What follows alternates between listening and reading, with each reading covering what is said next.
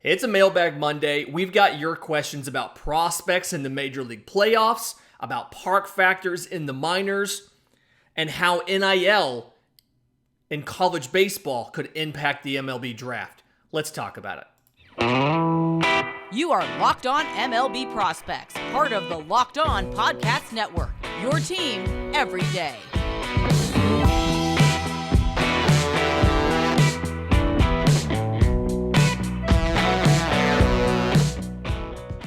Yes, welcome on in to Locked On MLB Prospects, your home for all things minor league baseball. I'm your host, Lindsey Crosby, baseball writer and podcaster. Thank you for making this your first listen every single day. And great weekend of playoff baseball. Got a ton of extra innings in from other teams. And I was asked just recently about the top 5 most influential prospects in the playoffs. And want to give a couple qualifications here. Guys who have been up all season, we're not talking about those guys. So yes, Julio Rodriguez is one of the most influential players in the postseason. We're not counting him as a prospect, we're counting him as a rookie. There's an important distinction there. Cal Raleigh, a guy that I think is going to play a big role in the playoffs, but he's also been up and, played, 90, 100 games. He's not a prospect, he's a rookie. So,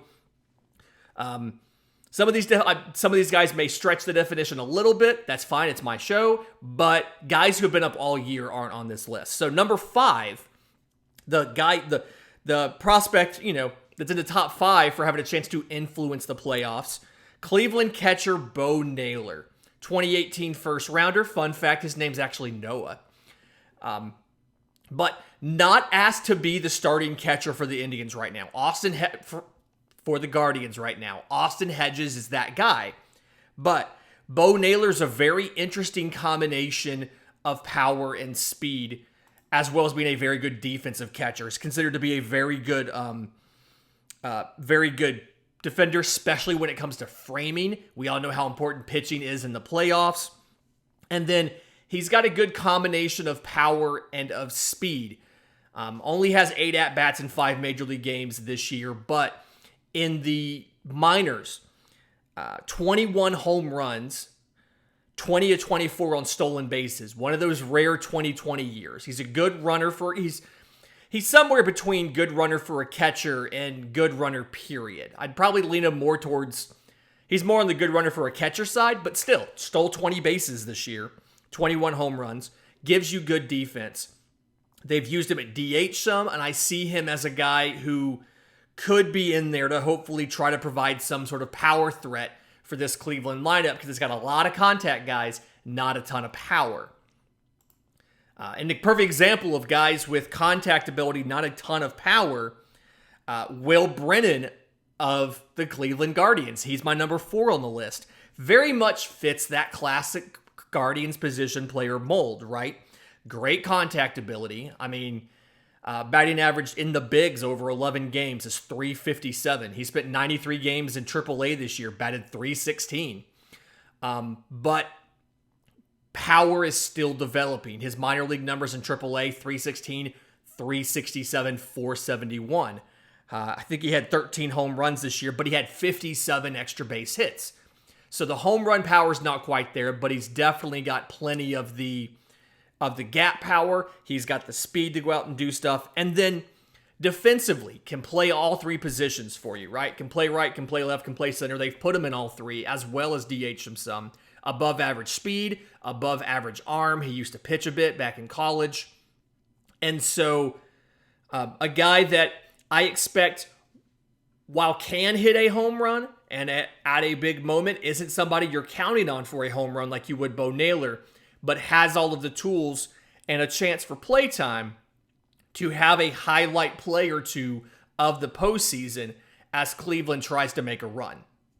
Number 3 on this list of prospects with the biggest chance to influence the postseason, Hunter Brown of the Astros, 2019 5th rounder out of Wayne State.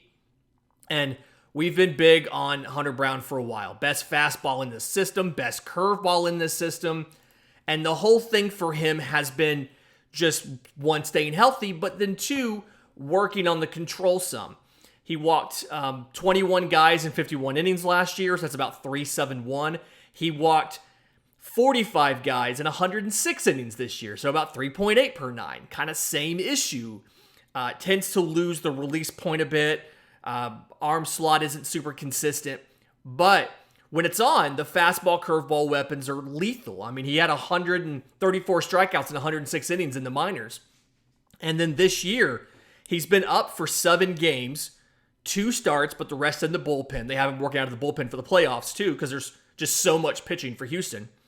20 and a third innings, 0.89 ERA in the bigs so far. 22 strikeouts to 7 walks. Again, the four-seamer power pitch can touch 99. It's a legitimate 70-grade pitch. Curveball is a plus pitch. The release and the delivery are still, sometimes he doesn't quite have them. When you don't have him starting, but you have him in a relief role, you can mitigate the exposure to it somewhat if he doesn't have it. And if he does, he's got a little bit more stamina to go deep and to give you multiple innings if you need it in the postseason. Every team needs that guy who can go multiple innings in the postseason and give you shutdown stuff. Hunter Brown has the stuff. The question is, can he give it to you when you need it in the playoffs? The number 2 prospect that has the potential to be the most influential in the playoffs is starting pitcher Bryce Elder for the Braves. So we talked about a guy who can give you multiple innings and has great stuff. That's what Spencer Strider, that's the discussion about if Strider's able to make it back. He threw on flat ground the other day, but if Strider's able to make it back, they may move him back to the bullpen in that multiple innings of relief whenever you need it the most shutdown thing. We know that the Braves' top 3 is set with Max Fried, Charlie Morton, and Kyle Wright. That 4th job, if Strider moves back to the bullpen, that 4th spot is open, and that's where Bryce Elder comes in. The Braves don't want to start Jake Odorizzi. They're not going to have Mike Soroka back. Ian Anderson hasn't made it back after he got sent down to AAA. And so Bryce Elder's a guy that may have to come up and give the Braves legitimate innings this year. They've had him pitch in 10 games. He had 9 starts, 3.17 ERA in 54 innings, had a complete game. But 3.17 ERA, 47 strikeouts to 23 walks. Something where, again, having that top 3 set, but having that question mark after 3, and knowing that the only break you have in the NLDS is after game 2, and in the NLCS is after, I think it's game 2, means that you're going to need a 4th starter in every series, provided that the game, no matter what, it's going to go 4 games. You're going to need a 4th starter. And so Bryce Elder can be that guy for Atlanta. They've trusted him at this point in the season so far to come up and give meaningful innings as they were, obviously trying to chase down the Mets and successfully did. I mean, he went 9 shutout innings against Washington at the end of September. I think he gave up 6 hits, one walk, 6 strikeouts. But, 9 innings through, I think, 106 pitches. So he's fully stretched out. He can go. The number 1 most influential prospect in the playoffs, and here's where I'm probably stretching the definition of prospect just a bit. Oswaldo Cabrera. We've talked about him before, but one of the defenders that they brought up, he now has 44 games in the bigs, so he probably technically doesn't have prospect eligibility, but again, my show, I'm including him. Switch hitter, rarely leaves the ball on the ground, okay? I think his ground ball rate's maybe in 30%. One of the lower ground ball rates in the playoffs. But to go along with that, obviously switch hitter, has done really well against righties, 256, 343, 484. And so I think he's going to he has an opportunity to hit a couple home runs. And then defensively, they've used him everywhere. He's played 27 games in right, 9 in left, 4 at shortstop, 3 at first base, 3 at second base, and 3 at third base. And so Oswaldo Cabrera feels like a guy, especially with, we're not sure if Matt Carpenter is back or not. We're not sure when Andrew Benintendi is back. Oswaldo Cabrera feels like a guy that very much can have a couple defensive highlights, maybe gun a guy out or 2. He had 5 outfield assists in like a 9-day stretch when he first came up, and he has, I think, 6 or 7 right now. He has the opportunity to make a couple defensive plays. Oswaldo Cabrera has a chance to get some timely hitting, include probably a late home run or something. and he has a chance to be one of the big stories of the playoffs if the Yankees go on and go deep into the playoffs. It all depends on how they do. In just a minute, I had a question about Jackson Shurio and the ballparks that he's played in. But first, today's episode is brought to you by our friends at SimpliSafe. The numbers don't lie. In the last decade, over 4 million people have chosen SimpliSafe Home Security to protect their home. You don't earn the trust of that many people without doing something right. At SimpliSafe, your security is the only thing that matters. I know all of this because I use SimpliSafe in my own home. They protect you with cutting-edge security technology powered by 24/7 professional monitoring agents who always have your back. So I got SimpliSafe about 3 or 4 years ago. Bought it in a different house that I'm in now, and I was able to go in there and customize my package. So I got the doorbell camera, I got whatever I needed for the different door entry windows that were being opened and closed, things like that. Cameras for inside and outside, glass break sensor, water sensor for the water heater pan, like everything that I needed, customized my system. And when I moved a year and a half ago, I was able to take that entire system, take all those components down. They were just attached with command strips. Take them all down and move them with me to my new home, set everything back up, get the service configured with SimpliSafe. It's been fantastic to have. They've got 24/7 professional monitoring. The moment a threat is detected, they can call you. If you're not home, you can't be reached. They can dispatch police or first responders. With the cameras, they have the option to look and see what's going on. So I had a day where my basement door came unlatched and blew open and set the alarm off. They had the camera view. They were able to see that it wasn't a person entering the house. It was just a faulty door. So they called me and were able to let me know what they were seeing when it happened. I just went home and closed the door, fixed the door, but the police didn't have to show up because it wasn't actually an issue. They used the cameras. I gave them permission. They used the cameras to determine there wasn't actually a threat. And this is their proprietary advanced response technology. They can visually confirm when a break-in is real. So when they call the police, they're not hey, we have an alarm that has gone off. They say, we have visual confirmation there is an intruder in this home. So you get the highest priority police dispatch. So customize the perfect system for your home in just a few minutes at simplisafe.com/lockedonmlb. You save 20% on your SimpliSafe security system when you sign up for an interactive monitoring plan, and you get the first month free. That's visit simplisafe.com/lockedonmlb to learn more. There's no safe like SimpliSafe. Okay, so I had a question about Jackson Shurio and the park that he's played in, or the parks that he played in. And the question was, in essence, about how much, like when we're evaluating Jackson Shurio as a prospect, and obviously we've talked about the Brewers outfielder a lot. He's been one of the stories of the minor league season. We had David Gasper reviewing the Brew on, and he talked about his Shurio's minor league manager, comparing him to Ronald Acuna, and a lot of things like that. And the question was, how do we know that he's legitimately a good player when he played in favorable parks? So if you've missed it, last year, Matt Eddy at Baseball America did the numbers and pulled up the park factors, calculated the park factors for all of the different minor league ballparks.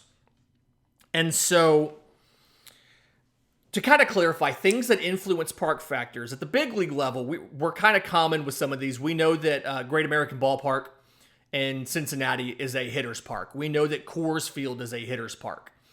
To kind of clarify what some of these things, what accounts for some of these things, ballpark dimensions.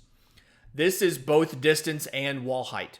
So Fenway Park has by far the closest left field to home plate. It's like 2-something down the line, because they have the Green Monster. They also, with a normal height fence, or actually a low fence, have the shortest right field corner as well to get to the pesky pole. So that's something that influences the park factor, is the distance down the line, power alley, center, things like that. Handedness. obviously influences that as well. If you're a righty versus a lefty, like a lefty would love to pull balls into the short porch in right field for the Yankees. Same thing for the Braves. You want to pull it into the chop house down right field. So handedness influences that as well. The weather is obviously something that comes up. Closed stadium versus open air. So you look at ballparks that have a dome, Tampa Bay, for instance, and a lot of the environmental factors are just flat because the humidity is maintained and all of that. But you can look at, if it's open air, it may be something where you have a brisk wind, you have a lot of humidity or a lot of dryness. If Arizona was an open ballpark, one, it'd be incredibly hot and nobody ever go to games. But two, it'd be so dry the ball would just take off. But instead, they have controlled humidity and temperature inside the ballpark. Precipitation obviously matters if it rains more, things like that. And then the way that Matt calculated it for 2021 at Baseball America is actually using math. You go and you take the home performances of players, the away performances of players, and then you look at those away players in other parks compared to this one, and you do a bunch of math to figure out how to adjust everything. So the baseline is 100, and 100 is completely neutral. So it plays exactly in the middle. And we don't have the 2022 measurements out. We have the 2021 measurements out. But the reason for the question from Jackson Shurio is he played 62 games in low A. And the stat line in low A, 324, 373, 600. 12 home runs, 40 extra base hits, 10 to 12 on stolen bases, and 76 strikeouts to 19 walks. And the thing here, the low A ballpark for Milwaukee has a home park factor of 115. The home run factor is 124. And outside of the home games, only 9 games he played in ballparks with a park factor under 115. So he played in a lot of offense-friendly environments, either at home or on the road. And so I think that there's a conversation to be had about when we are evaluating a hitter.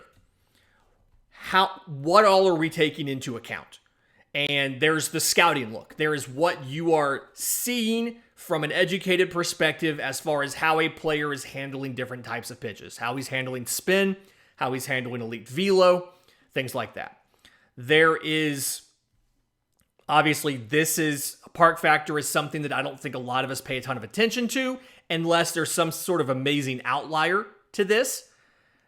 You may remember I've talked before about AA Mississippi for the Braves, how that ballpark suppresses offense. And so why Michael Harris and Vaughn Grissom were able to come up and look so much better than their minor league numbers was because they played in such a difficult pitcher's park in the minors. But park factor is not something we talk a lot about, but definitely something that has an influence. Some more things for Jackson Shurio that could be considered maybe negatives. He had one of the worst in-zone contact rates in low A. I mean, it was probably bottom 10%. It's just like it was too much swing and miss. I mean, and we saw 76 strikeouts in 62 games. Now, there's mitigating factors here to some of this. He did get much better throughout the year. I think he finished the year at like 76% in-zone contact. So 1 in 4 swings and misses on pitches in the zone. But that's obviously not great. And then the batting average on balls in play when he was in low A was 423. So some fortuitous bounces, some lucky bounces, some good luck there. There are absolutely pluses to when you watch him and you evaluate him that don't necessarily come up on the stat sheet. Bat speed is elite. Not just for his age, for a minor leaguer, it is almost elite bat speed. But his age is significant too. He was age 18 all the way through rookie ball, low A, high A, into double A. He struggled severely in double A. I think he had a batting average, it was a small sample size, but he had a batting average of .087 across his, 26 plate attempts in double A this year at the very end of the season. So probably going to go back to double A next year. So pluses, minuses. It's interesting when you look at the most extreme parks in the minor leagues. when you look at runs and you look at home runs, like for runs, it's AAA Sugarland for the Houston Astros. 78 on that, with 100 being normal. They're at 78 for runs. For home runs, low A Palm Beach for the Cardinals has a park factor of like 48. And I think part of that is that ballpark is made to Major League Dimensions because it's a spring training home. And so that may be part of it. But one of the most hitter-friendly parks is High A Spokane of the Colorado Rockies. So run factor 131 with 100 being baseline. And for home runs, 173, again, with 100 being baseline. It makes sense that we're going to prepare you for Coors Field by playing you in a mini Coors Field. 2,000 foot elevation for Spokane. And then left to right, 335, 396 to center, 296 to right. Less than 50% humidity during the season. So it's high altitude, it's dry air. It's not the biggest park in the world. The balls can fly out of Spokane. It's really interesting to kind of watch that. That's something where as we get the 2022 numbers, hopefully compiled by Baseball America or somewhere else, I'll go through if there's anything specifically interesting. I'll make sure that I share it in the show, but either way, I'll probably tweet that link out so you can see it. If you want to follow me on Twitter to find that, the show's on Twitter at Locked On Farm. I'm on Twitter at Crosby Baseball. In just a minute, had a question about the MLB draft. It is just about time to start talking 2023 draft. Obviously, teams have been doing this for a while. But we're going to get to the 2023 MLB draft right here on Locked On MLB Prospects. And we're back. So, question from Johan on Twitter. One of our frequent listeners, Seattle Mariners fan. Congratulations on the playoff series victory over the weekend, buddy. Happy for you. Asked about how much impact, if any, do you think NIL, that's name, image, and likeness, what we do for college sports now, can have with raising pay for minor leaguers? So I don't think it's going to have a big impact on minor league pay. And that's simply because that is being collectively bargained as part of the new union. And that is guaranteed. I will just about say guaranteed to go up under the new collective bargaining agreement. But interesting note, minor league baseball players do not have their own NIL rights. The uniform player contract gives those name, image, and likeness rights for minor league players to their respective big league teams. So they can put you into an advertisement for a sponsor if they want to.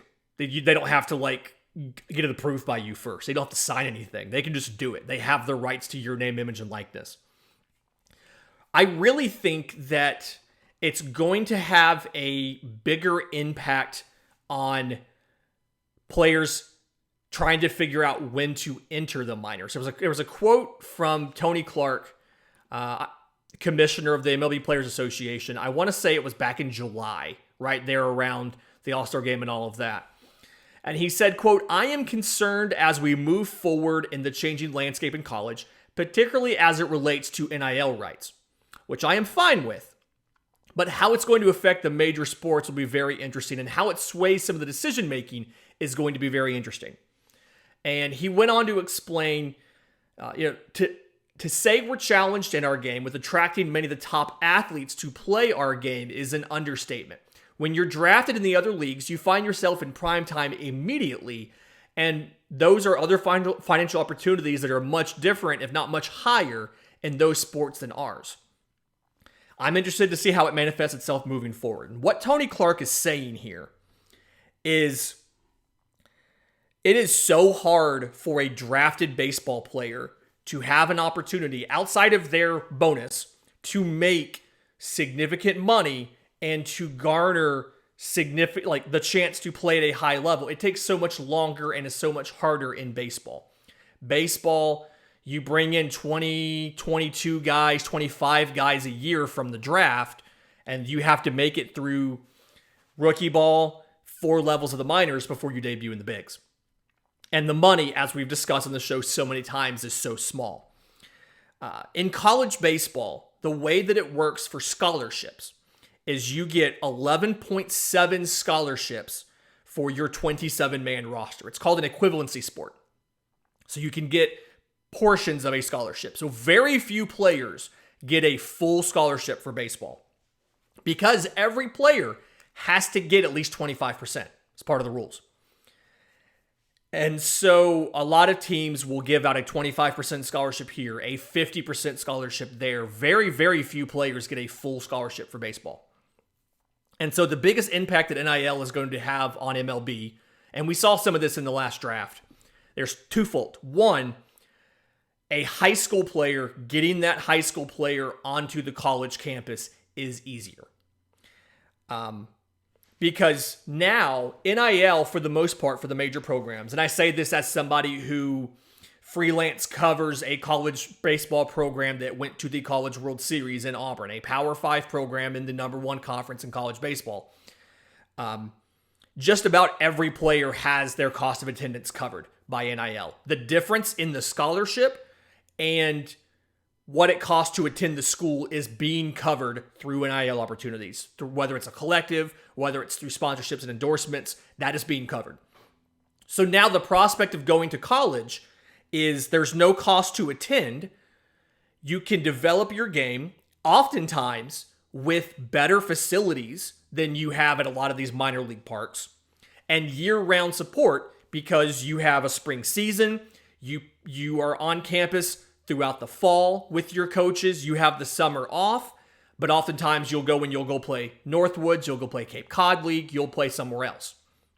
And so for a high schooler, you have the ability to be more selective and request a larger dollar amount at draft time for your bonus, knowing that that's the only significant money you're going to make, in your case as a high schooler, for probably 4 or 5 years. You're probably not going to debut till 22, 23. So you can be more selective and ask for a larger dollar figure, knowing that if that doesn't come through, you can go to college at no cost, in essence, and develop your game in what's probably a better facility if you're at a mid-major or better university. And then two, when it comes to drafting upperclassmen, you have, let's say, a senior who has one more year of eligibility. He's not going to accept as low of an offer because he has the option to go back and probably make equivalent money back on campus.